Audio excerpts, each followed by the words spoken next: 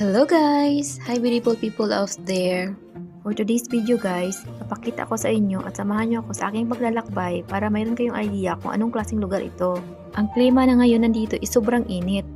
At dito sa gitnang silangan, hindi na uuso dito na magkaroon ng jeep, tricycle o kung ano pa mang sasakyan na kagaya ng sa pang Pilipinas.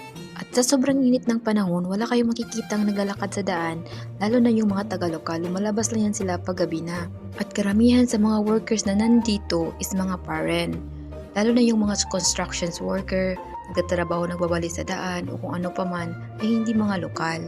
Ang halos nakikita kong mga lahi is mga India, Pakistan, Bangladesh, Yemen at saka mga Pilipino. At ang lugar na ito ay mayaman sila sa mga gasolina. Pero at napakalungkot naman kasi dito hindi tumutubo dito yung mga bigas, gulay, prutas at kung ano pang pwedeng maitanim na kagaya ng ating mga bansa. At huwag kayong magtaka kung bakit sila nabubuhay kahit walang ganong mga klaseng tumutubo sa bansang ito. Yung bigas halos galing sa India at mayroon din sa ibang lugar pero kadalasan is galing sa India. Nung bago pa lang talaga ako ay halos din ako nagtaka at naitanong ko rin sa sarili ko saan sila kumukuha ng pagkain at paano sila nabubuhay ganitong klaseng lugar. Hanggang sa nalaman ko na rin na lahat ng mga pagkain pala is galing sa ibang mga bansa. At ang kinakagandahan sa ganitong kultura guys, ang mga babae ay hindi pinapatrabaho ng mga lalaki. Ang kanilang magiging asawa na sa bahay lang at mag-alaga ng kanilang mga anak at mayroon pa yang monthly allowance. Kung ikukumpara natin sa ating bansa ay napakaiba ang kultura.